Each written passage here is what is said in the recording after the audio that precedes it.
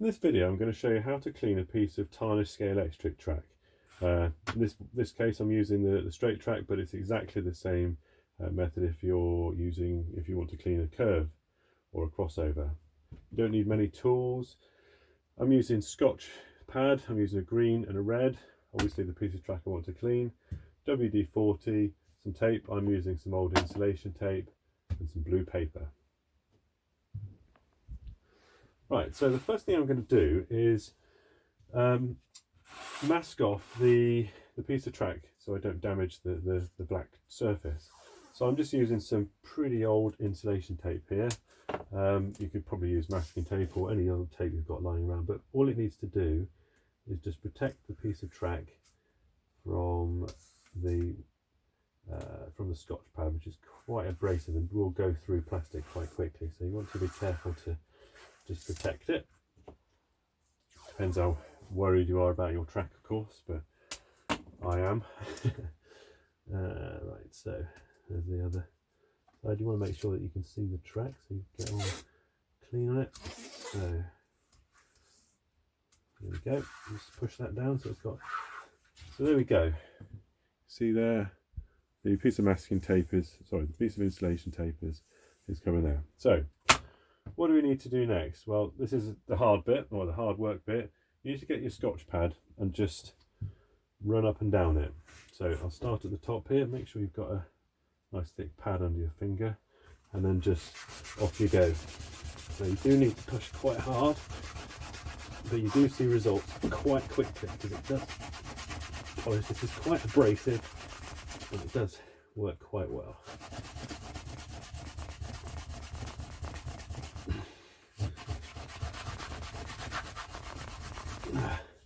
Now, the thing to notice is that Scalextric conducts through these little tabs on the end, so you want to make sure that these are really clean to get all the tarnishing, all the corrosion off.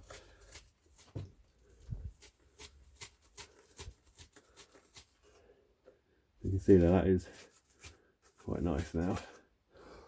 Blow all the debris out and then just go over there. Now, if you can get those right, it should conduct really nicely. The other thing to remember is when it's nice and shiny and polished, the braids will last a lot longer because it won't be wearing them out. So you can already see it's really starting to look pretty polished. So I'm just going to reposition this bit of tape. There we go. Let's do this bit as well.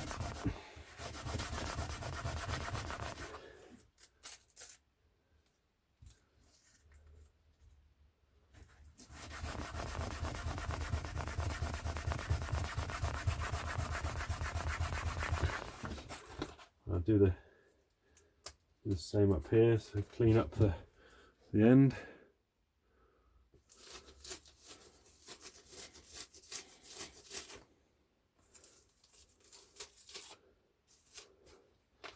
There we go, let's just go back and do the middle.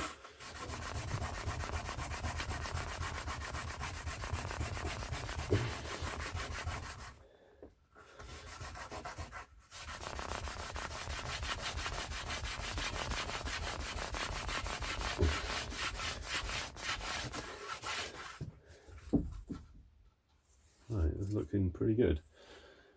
So now I've done that, I'm just going to polish it up a little bit with the red Scotchpad. So that just gives it a nice polished finish over the ends as well. You can see the amount of dust and corrosion that's coming off.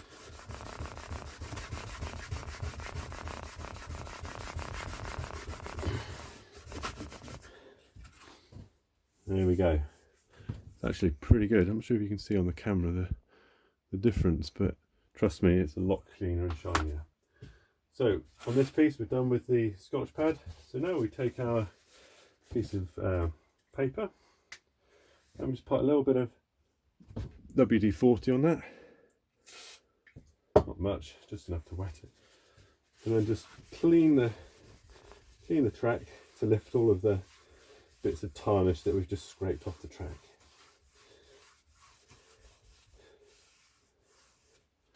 You can can see there it's pretty mucky, so that's good. That stuff is lifted off. Last thing to do is just go down the middle so that all WD-40 comes out, because it can seep under and get on the carpet if you're running on a carpet, which is obviously bad news. And then just dry it off. There we go. So I'll just peel off the tape now.